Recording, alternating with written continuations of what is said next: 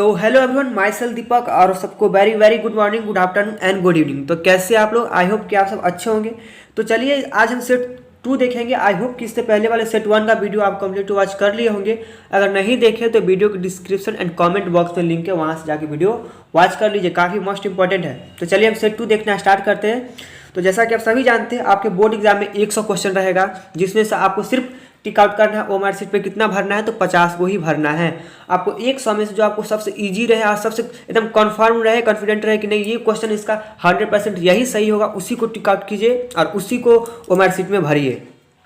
और कोशिश कीजिएगा 50 से एक भी ज़्यादा नहीं हो। ओएमआर शीट में जो काउंटिंग होता है 1 से लेकर 50 तक ही होता है, और उसके बाद जितना भी क्वेश्चन आप बना के आइएगा उसको छोड़ दिया जाता है, उसका मार्किंग नहीं होता है। इसलिए एकदम सही सही 50 ठो ही करके आइएगा। तो चलिए हम देखना स्टार्ट करते हैं।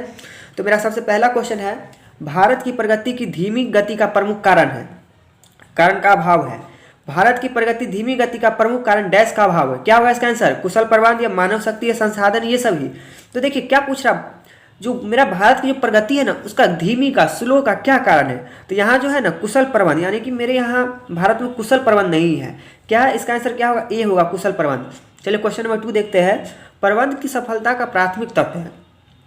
प्रबंध की सफलता का प्राथमिक तत्व क्या है? इस क्वेश्चन में पूछ रहा है जो मैनेजमेंट है उसका सबसे सफल, यानी कि उसका सफल मतलब समझ रहे हैं, सक्सेसियत का, सक्सेसफुल का क्या मेन रीजन है? देखिए ए होगा संतुष्ट कर्मचारी, या बी अत्यधिक पूंजी, या बी सी बड़ा बाजार, या डी अधिकतम उत्पादन। तो इसका सही आंसर क्या होगा?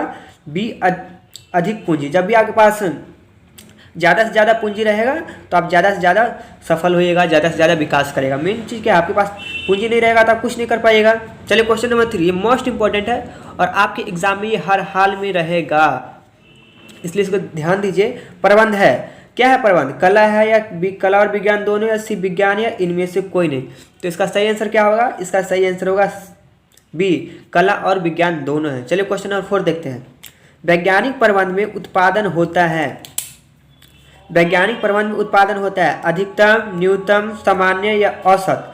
तो जब भी वैज्ञानिक प्रबंध होगा, साइंटिफिक मैनेजमेंट होगा, तो उसमें क्या होगा? सिंपल सा क्वेश्चन है, अधिकतम मुनाफा होगा, अधिकतम उत्पादन होगा, अधिक से अधिक मैन्युफैक्चरिंग होगा। चलिए क्वेश्चन नंबर 5 है, वैज्ञानिक प्रबंध से श्रमिक के कार्य के घंटों में होती है। देखिए एकदम लॉजिक लगाइए, क्वेश्चन समझिए। वैज्ञानिक प्रबंध से श्रमिक के कार्य के घंटों में होती है। क्या वैज्ञानिक प्रबंध से घंटा बढ़ जाएगी या घटेगी? तो जल्दी बताइए क्या होगा? क्या होगा इसका आंसर? कमी होगी, घंटा में जल्दी काम होगा। 5 का आंसर क्या होगा? 5 का आंसर होगा बी। चलिए क्वेश्चन नंबर है मेरा 6 है कि वैज्ञानिक प्रबंध के जन्मदाता है। क्या होगा? वैज्ञानिक प्रबंध के जन्मदाता कौन है? जल्दी बताइए।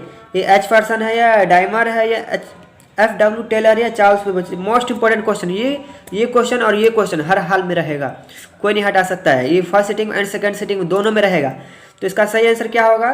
6 का सही आंसर क्या होगा? पता है तो जल्दी से कमेंट कर दीजिए। क्या होगा? F.W. टेलर जो है वैज्ञानिक प्रबंध के जन्मदाता है। और फादर ऑफ बिजनेस मैनेजमेंट पूछा जाए तो क्या होगा? इसका आंसर क्या होगा? F.W. टेलर होगा। जैसे फादर ऑफ साइंटिफिक मैनेजमेंट है, फादर ऑफ बिजनेस स्टडी का ही पूछा जाए तो F.W. टेलर ही है। चलिए क्वेश्चन नंबर 7 है, हेनरी फ्योल के प्रबंध के सिद्धांत है। यहाँ पूछ रहा है जो हेनरी फ्योल जो है उनके अनुसार प्रबंध के कितने सिद्धांत है? तो जल्दी बताइए 7 का आंसर क्या होगा? अगर पता है तो कमेंट कर दीजिए। ए 10, या बी 3, या सी 14, या डी 15।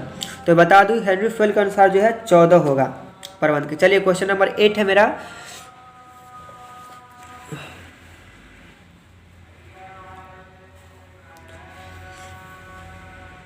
हाँ देख लिए है, इस कितना होगा देख लीजिए, छूट गया था। चलिए, एक कार्य के निष्पादन के लिए प्रबंध को सर्वोत्तम रास्ता ढूंढना चाहिए। वैज्ञानिक प्रबंध का कौन सा सिद्धांत इस पंक्ति की व्याख्या करता है?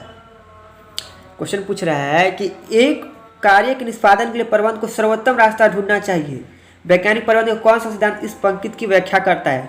देखिए सार्वभौमिक होगा, या बी लचीले, या फिर सी संपूर्ण, या डी व्यवहारिक। जल्दी बताइए कि 8 का जो आंसर है वो क्या है? अगर पता है तो जल्दी से कमेंट कर दीजिए, मैं बता दूं। ये व्यवहारिक किस पे? तो बिहेवियर पे डिपेंड करता है, और अच्छा बिहेवियर नहीं रहेगा तो जल्दी से रास्ता नहीं होगा, नहीं डेवलप कर पाएगा। तो क्या होगा? बिहेवियर बहुत मायने रखता है, बिहेवियर। चलिए क्वेश्चन नंबर मेरा 9 है, वैज्ञानिक प्रबंध का मूलाधार है। क्या मानसिक क्रांति है, परिश्रमिक है या मानसिक क्रांति नहीं, या उपयुक्त सभी। तो जल्दी बताइए कि 9 का आंसर क्या होगा, पता है तो जल्दी से कमेंट कर दीजिए। वैसे 9 का जो आंसर होगा वो होगा मानसिक क्रांति। क्या, मेंटल रिवोल्यूशन। वैज्ञानिक प्रबंध क्या होता है, माइंड से ही ज़्यादा से ज़्यादा हम काम करते हैं, दिमाग लगा के ही ना। क्वेश्चन नंबर 10 है मेरा, वैज्ञानिक प्रबंध से श्रमिक के परिश्रमिक में डैश होती है। वैज्ञानिक प्रबंध से श्रमिकों के परिश्रमिक में डैश होती है, वृद्धि होती है, कमी होती है, सी दोनों होती है, न वृद्धि न कमी। ध्यान दीजिए, वैज्ञानिक प्रबंध से श्रमिकों के परिश्रमिक में होती है। जब भी वैज्ञानिक सिस्टम होगा, जब भी साइंस वाला वर्क रहेगा, तो उसमें क्या होगा, जो वहाँ एम्प्लॉयमेंट होगा उसके साथ क्या होगा, काम में मेहनती में क्या होगा, इंक्रीज होगा या डिक्रीज होगा या बोथ होगा या नदर होगा, दोनों से कुछ भी नहीं होगा। तो जल्दी बताइए 10 का जो आंसर होगा वो क्या होगा, तो क्या होगा, वृद्धि होगा, वैज्ञानिक परिश्रमिक होती है। देखिए, निम्न में कौन सा वित्तीय प्रोत्साहन है, वित्तीय प्रोत्साहन है। देखिए, पदोन्नति, रहतिया प्रोत्साहन, पद सुरक्षा या कर्मचारी भागीदारी। जल्दी बताइए कि 11 का आंसर क्या होगा। तो 11 का जो आंसर होगा कर्मचारी भागीदारी। क्या होगा 11 का आंसर, डी, कर्मचारी भागीदारी। इसका क्या होगा, चलिए क्वेश्चन नंबर हम अब 12-13 देखते हैं। देखिए, कार्य करते हुए अंतःक्रिया से अचानक बना सामाजिक तंत्र कहलाता है। देखिए, कार्य करते हुए अंतःक्रिया से अचानक बना सामाजिक संबंध तंत्र कहलाता है। समझ का क्वेश्चन क्या कहता है, जो अचानक बन जाए। औपचारिक संगठन ये कभी अचानक नहीं बन सकता। औपचारिक संगठन लिखित होगा, ग्रुप बना के जब डिस्कशन मीटिंग होने के बाद ये संगठन बनेगा। अनौपचारिक संगठन अचानक बनता है, ये अपने आप बन जाता है, अचानक बना, ये अनौपचारिक संगठन। इसका आंसर क्या होगा, 12 का आंसर क्या होगा, तो बी होगा। समझ गए, विकेंद्रीकरण, अंतरण वो सब नहीं होगा। क्या होगा इसका आंसर। चलिए क्वेश्चन नंबर 13 है, प्रबंध के सिद्धांत की रचना किस प्रकार से की जाती है। देखिए, प्रबंध के सिद्धांत की रचना किस प्रकार से की जाती है पूछ रहा है। एक प्रयोगशाला में, प्रबंधकों के अनुभव द्वारा या ग्राहकों के अनुभव द्वारा, सामाजिक वैज्ञानिक के द्वारा, समाज वैज्ञानिकों के द्वारा। तो जल्दी बताइए कि 13 का जो आंसर होगा वो क्या होगा, तो प्रबंध के अनुभव द्वारा ही होगा ना, जब अनुभव करेगा तभी तो होगा ना रचना। चलिए क्वेश्चन नंबर 14, एक अच्छी योजना होती है, एक अच्छी योजना, एक गुड प्लान कैसा होना चाहिए, एक अच्छी योजना कैसा होना चाहिए, खर्चीला होना चाहिए, समय लेने होने वाले, लोचपूर्ण या संकीर्ण होना चाहिए। तो जल्दी बताइए, क्या आप चाहिएगा एक अच्छा योजना मेरा ज़्यादा खर्चीला हो, या फिर टाइम कमी हो, समय लेने वाली हो, या रिगार्ड हो, या संकीर्ण हो। तो आप क्या चाहिए, लोचपूर्ण का मतलब होता है फ्लेक्सिबल, सिचुएशन के हिसाब से, कंडीशन के हिसाब से उसमें परिवर्तन ला सकते हैं, तो उसी को बोलते हैं लोचपूर्ण। तो क्या होगा 14 का आंसर, सी होगा, फ्लेक्सिबल। चलिए क्वेश्चन नंबर 15 है कि प्रबंध के विस्तार से तात्पर्य है। प्रबंध के विस्तार से क्या तात्पर्य है, प्रबंध की व्याख्या। एक प्रबंध की नियुक्ति समय सीमा जिसके लिए उसे नियुक्ति दी है, एक उच्च अधिकारी के अंतर्गत कार्य करने वाले अधीनस्थों की गणना, या शीर्ष प्रबंधों के सदस्यों की गणना। तो जल्दी बताइए कि 15 का जो आंसर है वो क्या होगा। तो मैं बता दूं, इसका जो आंसर होगा सी होगा, उच्च अधिकारी के अंतर्गत कार्य करने वाले अधीनस्थों की गणना। चलिए क्वेश्चन नंबर 16 है मेरा, निम्न में कौन सा संप्रेषण प्रक्रिया का तत्व नहीं है। संप्रेषण मतलब क्या होता है, संदेश भेजना, मैसेज देने का। ए डिकोडिंग संप्रेषण माध्यम या संदेश प्राप्त करता है। तो जल्दी बताइए कि 16 का जो आंसर होगा वो क्या होगा। तो 16 का जो आंसर होगा वो संप्रेषण ही हो। संप्रेषण मतलब मैसेज देना, संदेश देना। ठीक। क्वेश्चन नंबर 17 है, एक संगठन का नियंत्रण करना कार्य है। एक संगठन का नियंत्रण करना कार्य है। क्या, आगे देखना, पीछे देखना, आगे साथ ही साथ पीछे देखना, या उपयुक्त में से कोई नहीं। देखिए, एक संगठन का नियंत्रण करना, क्या आप चाहिएगा आगे देखिएगा सिर्फ, या सिर्फ पीछे देखिएगा। तो क्या होगा, आगे साथ ही साथ पीछे भी देखना। तो 17 का जो आंसर होगा सही वो क्या होगा, सी होगा। एकदम लॉजिक वाला क्वेश्चन, छोटा मोटा। चलिए, OTCEI का प्रारंभ किसकी तर्ज पर हुआ।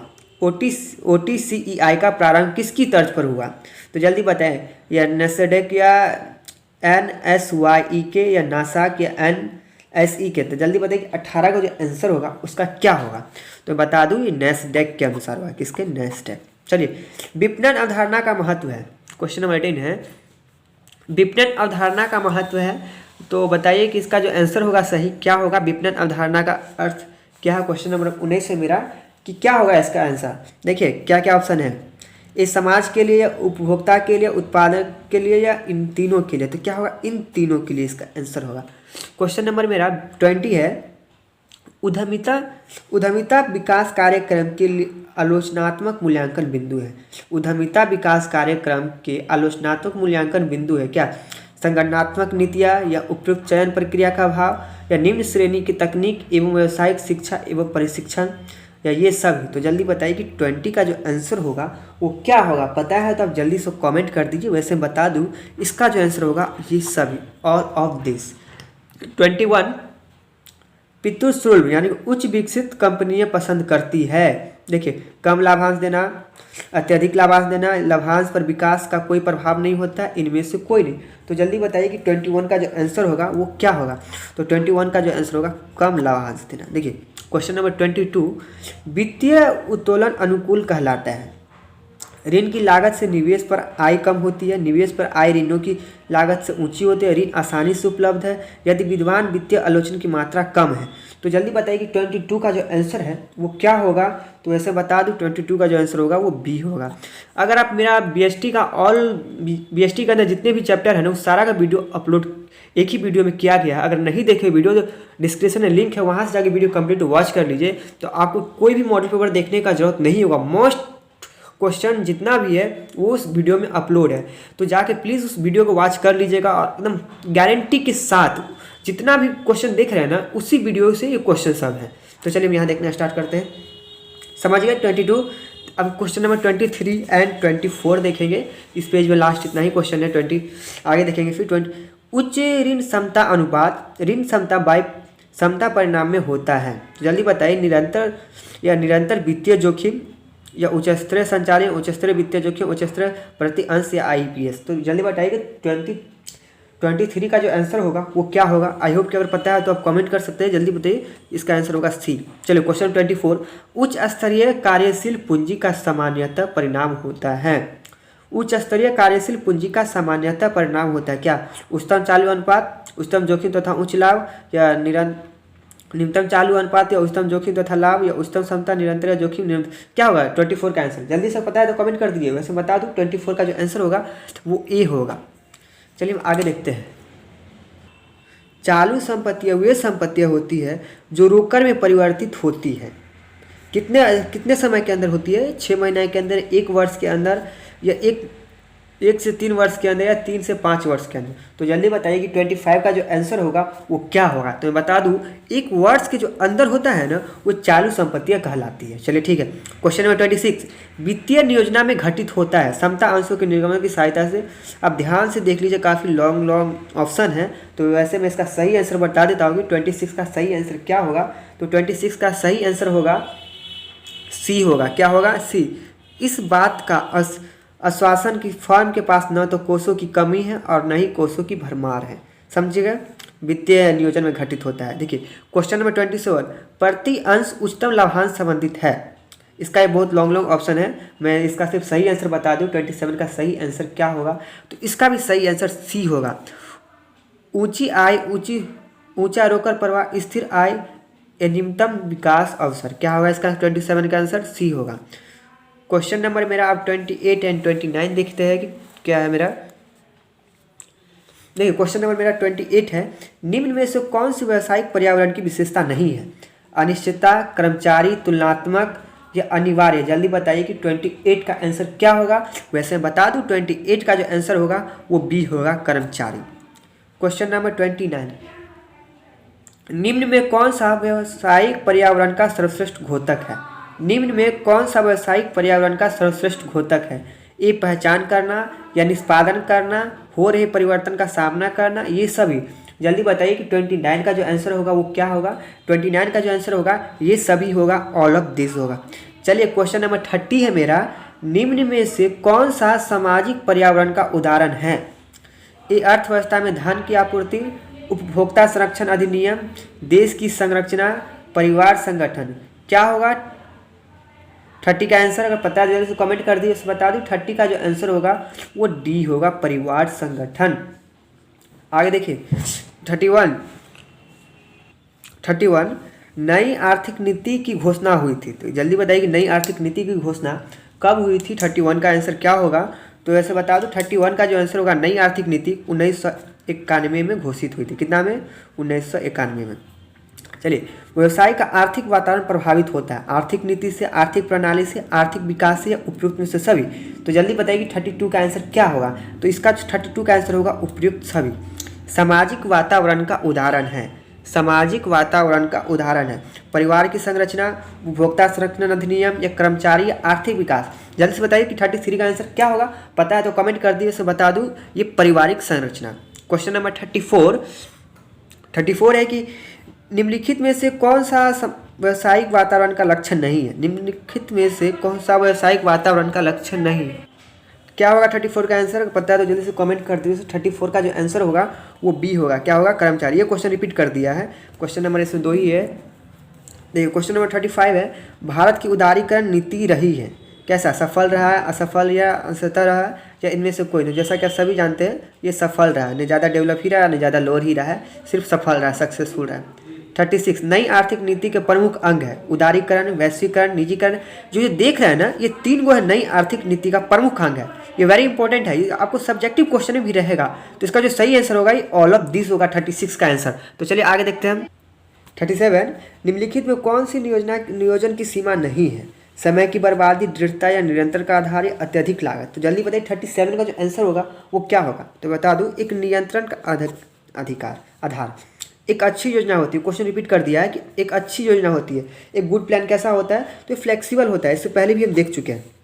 नियोजन है, देखिए प्लानिंग जो करते हैं वो पास्ट के लिए तो प्लानिंग कभी नहीं कर सकते हैं। गोल ओरिएंटेड या उद्देश्य ऑब्जेक्टिव ओरिएंटेड या मेंटल प्रोसेस उपयुक्त सभी। तो नियोजन का जो होगा, नियोजन है प्लानिंग इज उपयुक्त सभी, ऑल द एबव। क्या होगा 39 का आंसर ऑल द। नियोजन होती है, देखिए नियोजन कैसा होता है, सभी टाइप का होता है। आप सब तरह का प्लानिंग कर सकते हो, छोटा प्लानिंग भी कर सकते हो, बड़ा प्लानिंग भी कर सकते हैं और लाइफ टाइम का भी प्लानिंग कर सकते हैं। तो इसका भी आंसर क्या होगा, सभी कालों के लिए।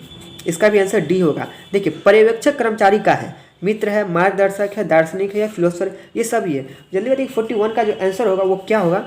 तो एक पर्यवेक्षक क्या होता है, फोरमैन, जो कंपनी को, जो कर्मचारी को ना डील करता है कि आप काम इस तरीके से करिए, वो सब कुछ बताता है, उसी को हम पर्यवेक्षक या सुपरवाइजर बोलते हैं। तो क्या होगा, सुपरवाइजर बोलते हैं। इसका आंसर क्या होगा, इसका भी डी होगा। पर्यवेक्षक का तत्व है नेतृत्व, नियोजन, निर्देशन या इनमें से कोई नहीं। देखिए पर्यवेक्षण का तत्व है क्या करना है, तो उसका जो तत्व है ना निर्देशन देना, डायरेक्शन करना। 42 का आंसर क्या होगा, सी। जैसा सुपरवाइजर का काम ही होता है कि सबको गाइडलाइन देना, डायरेक्शन देना। 43 है मेरा, क्या है कि 43 है अभिप्रेरणा साधनों के निर्धारण। देखिए अभिप्रेरणा साधनों के निर्धारण का आधार होना चाहिए, सामूहिक होना चाहिए, व्यक्तिगत होना चाहिए, कृत्य उपयुक्त सभी। तो जल्दी बताइए 43 का जो आंसर होगा वो क्या होगा। तो इसका भी आंसर डी ही होगा। तो चलिए क्वेश्चन नंबर 44। क्वेश्चन नंबर 44 है, नेता अधीनस्थों से काम लेता है। नेता अधीनस्थों से काम लेता है, चतुर्य से, डंडे से या धमका कर, इन्हें से कोई। अगर इतना ये तीनों, ये दोनों से काम करे तो हो सकता है कभी वो नेता कहला ही नहीं सकता है। नेता वही कहलाता है जो अपना टैलेंट से, अपना दिमाग लगा के काम करवाता है, चतुर्य से, बाय टैक्ट। क्वेश्चन नंबर 45 नेतृत्व है, लीडरशिप है, समय की बर्बादी आवश्यक है, धन की बर्बादी अनावश्यक है। 45 का जो आंसर होगा वो क्या होगा, मैं बता दूं 45 का जो आंसर होगा वेरी इंपॉर्टेंट है, नेसेसरी, आवश्यक है। अगर जब लीडरशिप ही नहीं होगा, नेतृत्व ही अच्छा से नहीं होगा तो सारा काम बेकार हो जाएगा। प्रबंध होता है, प्रबंध क्या होता है, प्रबंध बॉस होता है, स्वामी होता है, नेता होता है, इनमें से कोई नहीं। तो जल्दी बताइए 46 का जो आंसर होगा वो क्या होगा। पता है तो जल्दी से कमेंट कर दीजिए। वैसे बता दूँ मैनेजमेंट जो होता है वो लीडर होता है, नेता होता है। संदेश वाहन जाल के प्रकार है, संदेश वाहन जाल के प्रकार, कितने प्रकार संदेश वाहन के, यह 2, 4, 6, 8। तो जल्दी बताइए 47 का आंसर जो है वो क्या होगा। वैसे बता दूं संदेश वाहन के 4 प्रकार हैं।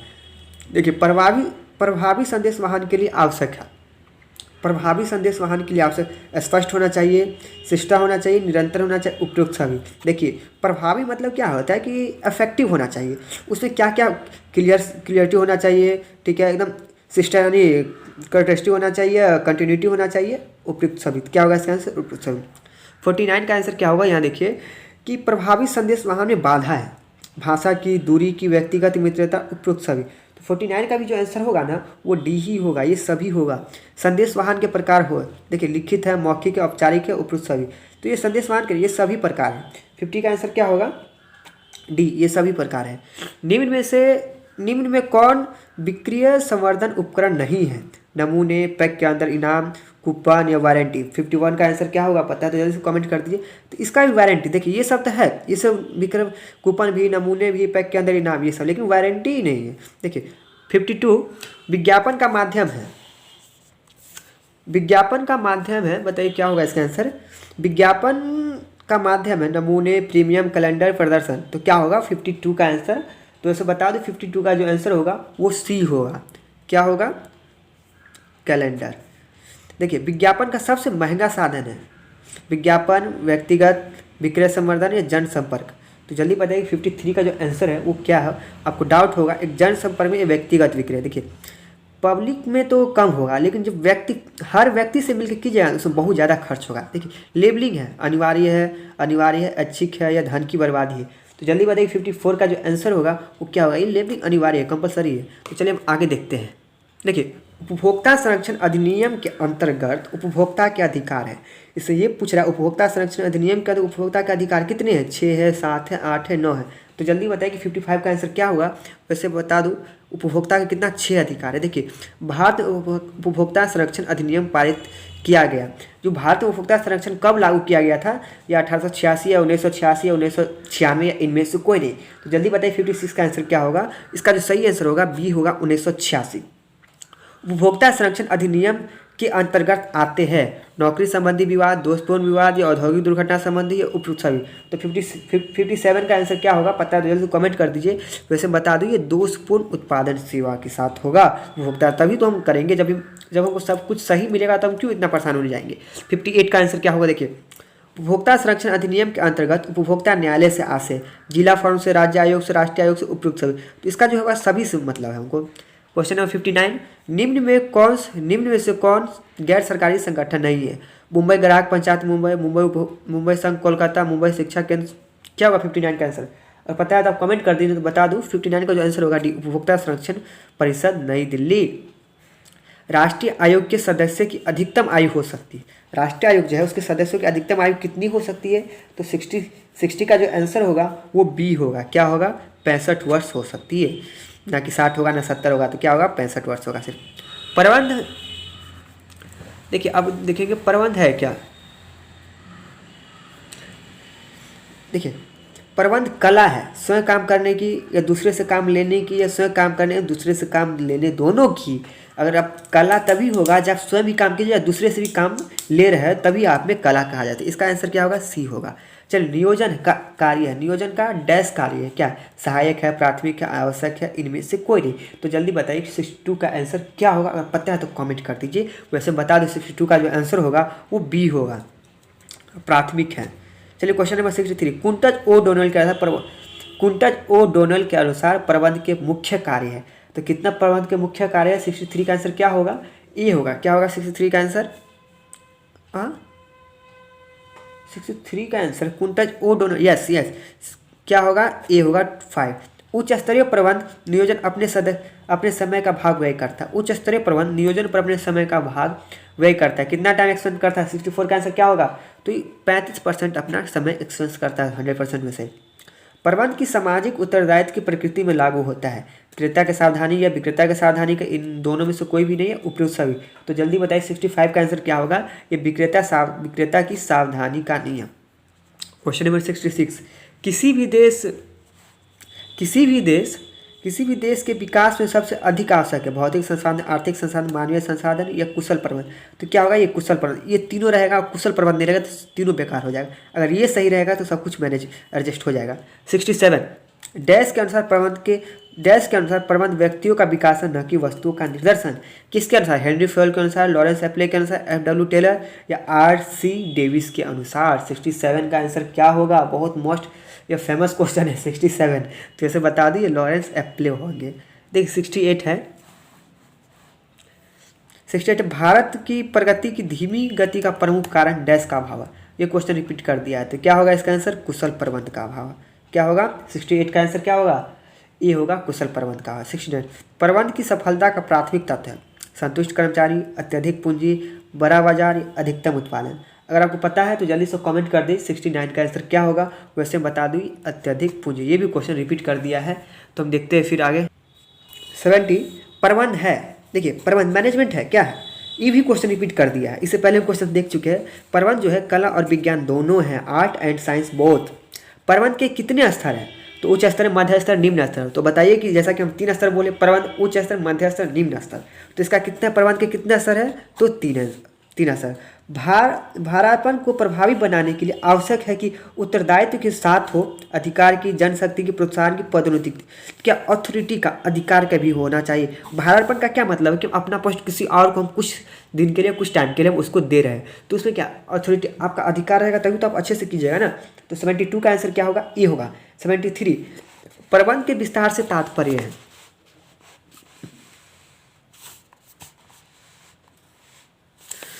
प्रबंध के विस्तार से तात्पर्य प्रबंधों की संख्या, एक प्रबंध की नियुक्ति के समय सीमा के लिए क्या होगा? प्रबंध के विस्तार से तात्पर्य 73 का आंसर। अगर आपको समझ में आ रहा है, पता है आंसर, तो कमेंट कर दीजिए, वैसे मैं बता ही रहा हूँ। एक अधिकारी के अंतर्गत कार्य करने वाले अधीनस्थों की गणना, तो क्या होगा? सी इसका आंसर होगा। 74 अफवाहों को बढ़ावा देने वाले संगठन स्वरूप को समझा जाता है, केंद्रीय संगठन के या विकेंद्रीकृत या अनौपचारिक, इनफॉर्मल, जो अपने आप जो बन जाता है ना, उसमें अफवाह भी बहुत ज़्यादा फैलता है। इसलिए जब भी आप बनाइए तो लिखित बनाइए, औपचारिक बनाइए, न कि अनौपचारिक। चलिए क्वेश्चन नंबर 75 उत्पादन रेखा पर आधारित सामूहिक क्रिया अंग है। आंतरिक संगठन, प्रभागीय संगठन, कार्यात्मक संगठन, स्वयं शक्ति संगठन। क्या होगा 75 का आंसर? पता है तो आप कमेंट कर दीजिए। 75 का जो आंसर होगा वो प्रभागीय संगठन या डिविजनल ऑर्गेनाइजेशन। 76 संगठन में अनुशासन नहीं है। विभागीय संगठन में, क्रियात्मक संगठन में, औपचारिक संगठन में, अनौपचारिक संगठन में जो अपने आप बन जाए उसमें क्या अनुशासन रहेगा? अगर लिखित बने उसमें अनुशासन रहेगा। 77 है कि प्रबंध का स्वतः विस्तार होता है, भारापन द्वारा, विकेंद्रीकरण द्वारा, ये सभी। तो 77 का जो आंसर होगा वो क्या होगा? पता है तो जल्दी से कमेंट कर दीजिए। वैसे बता दूं 77 का जो आंसर होगा भार अर्पण द्वारा।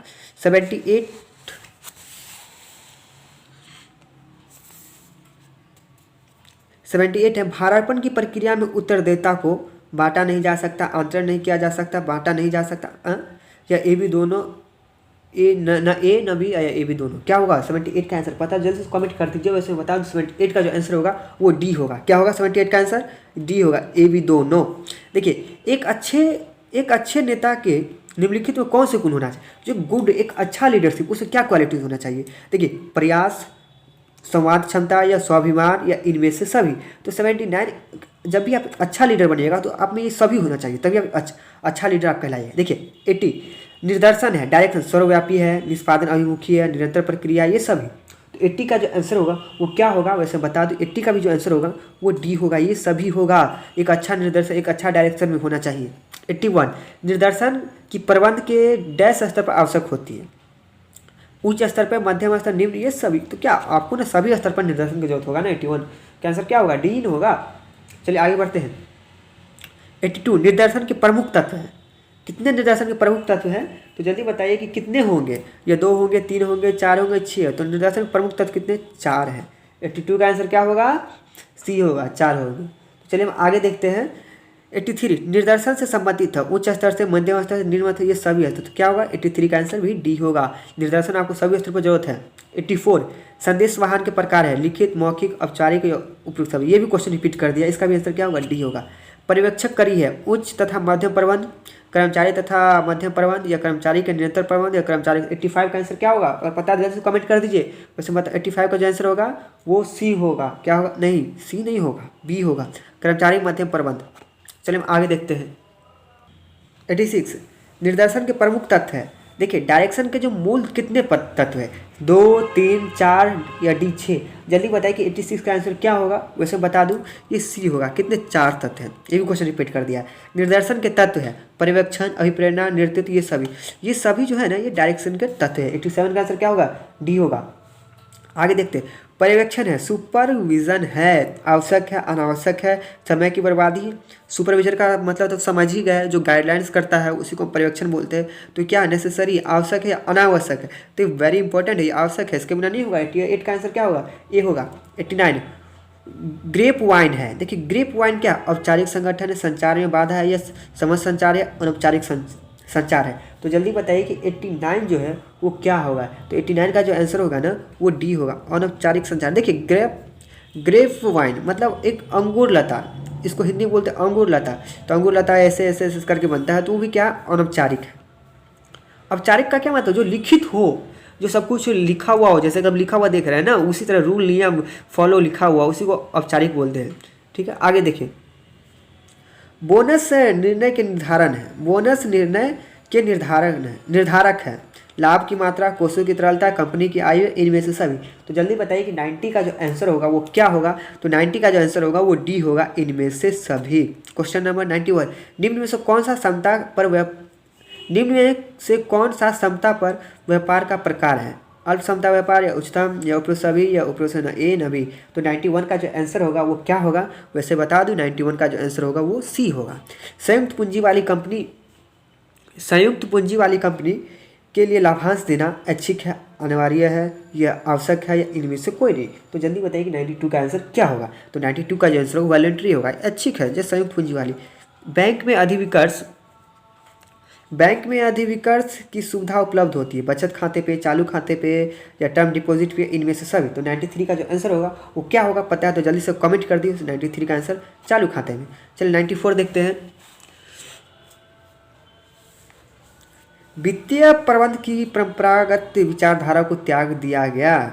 1910-20 या 1920-30 क्या होगा, 1930-40 किस में त्याग दिया गया था वित्तीय परंपरागत विचारधारा को। तो 94 का जो आंसर होगा वो सी में त्याग दिया, 1930-40 के लगभग में त्याग दिया गया था। 95, अस्थायी पूंजी की आवश्यकता डैश अवधि के लिए होती है, अल्पकालीन अवधि के लिए, दीर्घकालीन अवधि के लिए, दोनों के लिए, इनमें से कोई नहीं। तो जल्दी बताइए कि 95 का आंसर क्या होगा। तो बता दूं 95 का जो आंसर होगा वो बी होगा, दीर्घकालीन अवधि के लिए। 96 है कि वित्तीय प्रबंध निर्णय लेता है, वित्तीय द्वारा विनियोग या लाभांश, या क्या होगा 96 का आंसर। तो ऐसे बता दूं कि 96 का जो आंसर होगा इनमें से सभी। तो 97 का आंसर क्या है कि 96 क्या व्यापारिक साख स्रोत है, दीर्घकालीन वित्त, मध्यकालीन वित्त, अल्पकालीन वित्त, या इनमें से कोई नहीं। तो जल्दी बताइए कि 97 का जो आंसर होगा वो क्या होगा। 97 का जो आंसर होगा वो सी होगा, अल्पकालीन वित्त होगा। क्या होगा, अल्पकालीन वित्त। 98 है कि वित्तीय प्रबंध है, ये भी क्वेश्चन रिपीट कर दिया है। वित्तीय प्रबंध क्या है, ये मोस्ट इंपॉर्टेंट क्वेश्चन सब, ये सब स्टार मार्क क्वेश्चन है, ये सब क्वेश्चन आपके एग्जाम में रहेगा ही। वित्तीय प्रबंध है, कला है, विज्ञान है, कला और विज्ञान दोनों है। क्या होगा, साइंस एंड आर्ट्स दोनों है। 99, डैश व्यवसाय के संचालन में प्रयुक्त अपेक्षाकृत अस्थायी प्रकृति की संपत्ति होती है जो विक्रय के लिए नहीं होती है। क्या होगा, अस्थायी संपत्ति, अदृश्य संपत्ति, या इनमें से कोई नहीं। तो जल्दी बताइए कि 99 का जो आंसर होगा वो अस्थायी संपत्ति ही होगा। चलिए question number 100 and last question है। तो चलिए इसके साथ देखते हैं। विश्व में सबसे पहले स्कंद विपणि की स्थापना हुई थी, तो कहाँ हुई थी सबसे पहले। तो 100 का आंसर क्या होगा, 100 का जो आंसर होगा वो बी होगा, लंदन में। कहाँ हुई थी, लंदन में। चलिए आई होप कि आपको अच्छे समझ में आ गया होगा। कहीं कुछ प्रॉब्लम है तो कमेंट कीजिए, और सब्जेक्टिव भी देखना चाहते हैं तो उसके लिए कमेंट कीजिए। और अभी तक अपने इस चैनल को सब्सक्राइब नहीं किया तो सब्सक्राइब कर लीजिए एंड बेल आइकन को प्रेस कर लीजिए। And thanks for watching.